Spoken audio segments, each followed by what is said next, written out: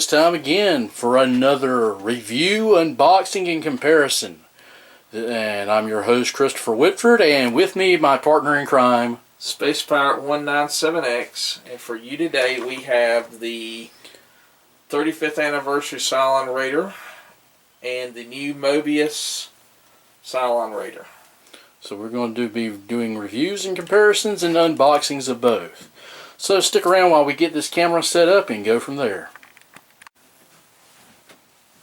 Okay, well, first up for our review, unboxing, and comparison is the 35th anniversary Cylon Raider by Revell monogram.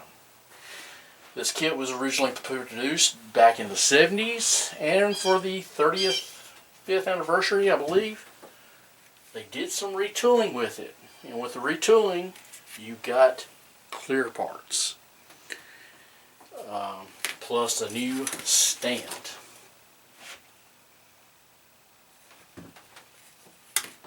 Before that, the stand was just a flat round thing, not very attractive, and it just sat on the table and you set the fighter on it. Now, this kit has not changed much from the 70s, as you can see. It's got nice detail, very finely molded. This is the top of the Raider.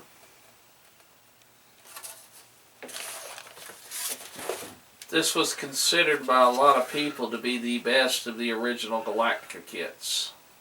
Here's the bottom of the Raider. It's one of the more accurate ones. And as Pirate just pointed out, it is one of the more successful of the Battlestar kits. And for most people that don't know it, the old Revell kit actually made an appearance in Battlestar Galactica. In the episode The Hand of God, if you remember, Starbuck and Apollo fly a Raider into the dreaded base ship. And the Cylon Raiders that were on the inside of the hangar bay were actually, you guessed it, Revell monogram Raiders. Our good friend Bill Morris told us about that tip, so we want to shout out to him. Some more detail parts. Laser cannons and side panels.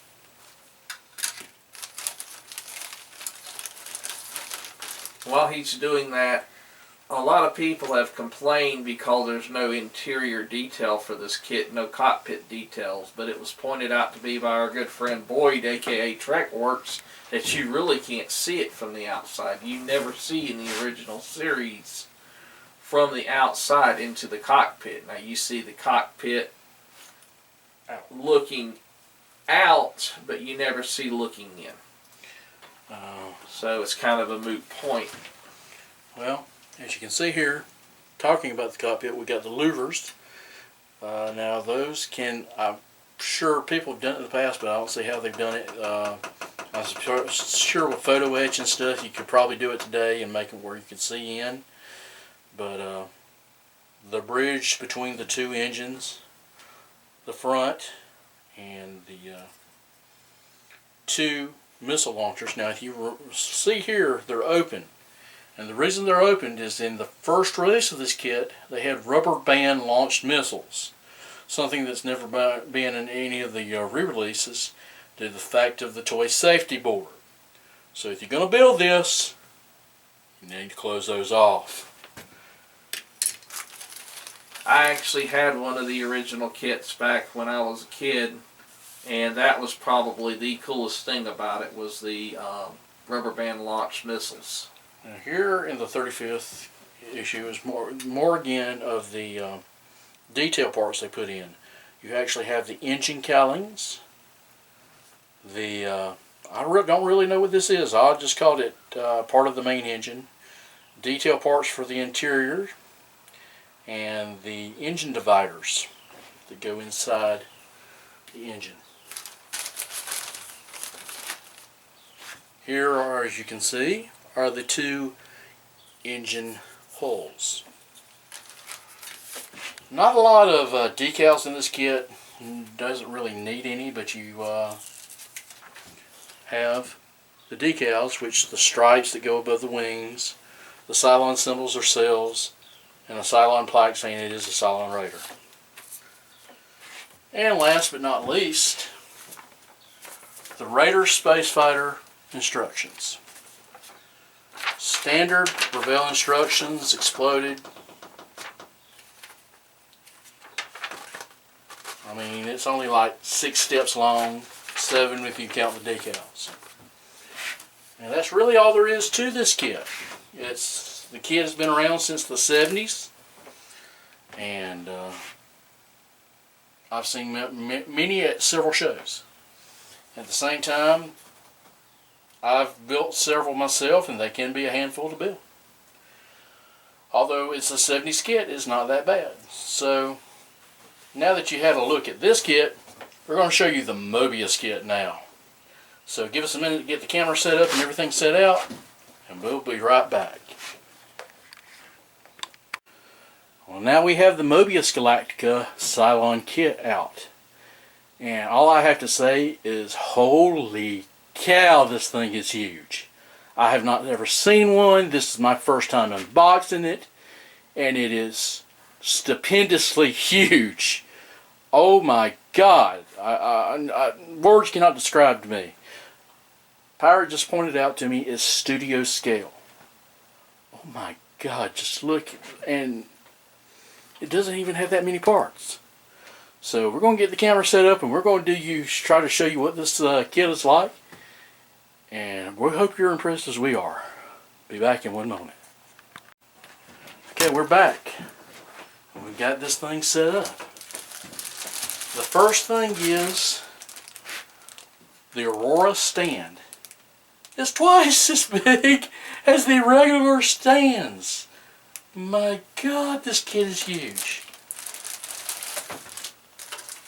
This is the upside, the main body and the upside. Look at it. This is my hand. This is how big it is. Oh my gosh. Okay, folks, I'm telling you, I've stumbled into a candy store here. I've not seen this thing this close and did not realize it. The bottom of the primary hull. Look at it. Look how detailed it is. Recessed panel lines. Oh my God. Stop laughing at me. He's over here laughing at me, folks, because I'm literally having a nerdgasm about how big this kit is. Something I'll mention about the detail. This thing is so detailed, we've actually been able to identify pieces they used on the original kit. It's scary how good this thing is detailed. I mean, I couldn't ask for a better version of the Raider. The wings, top and bottom. Detail pieces. My God.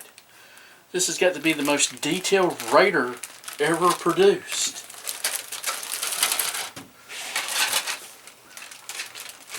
Engine cowlings. Engine pits. Oh my God, the louvers.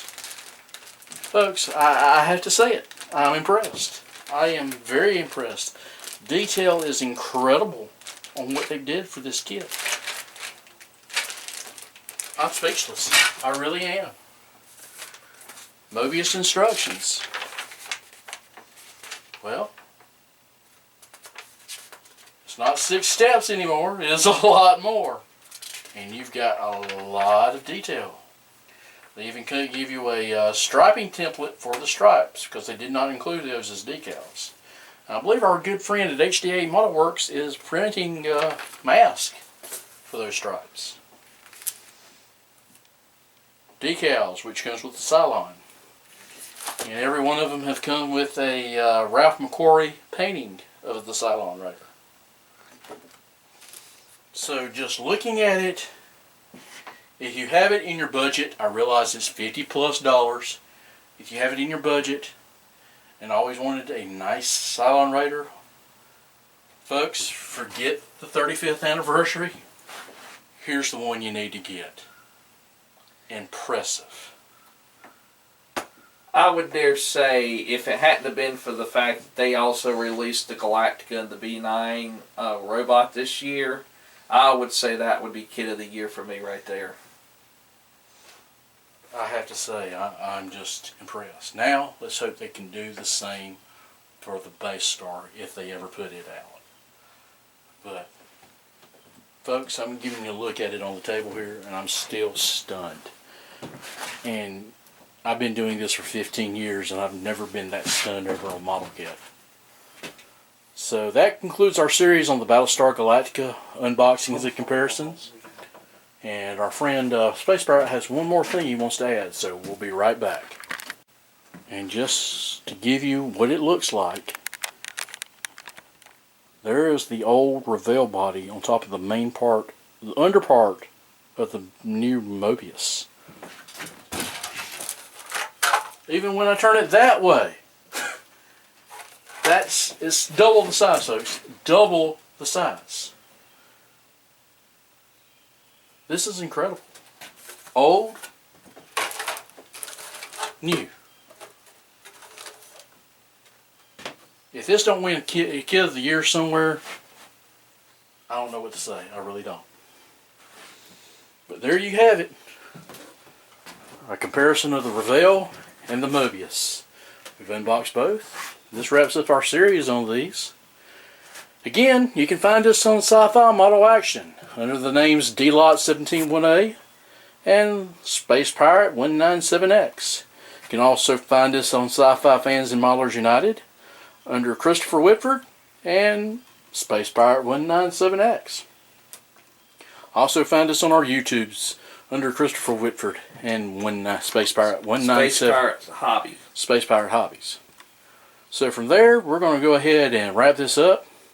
We hope you have a nice day, and thanks for watching. Again, get out here and build something, huh?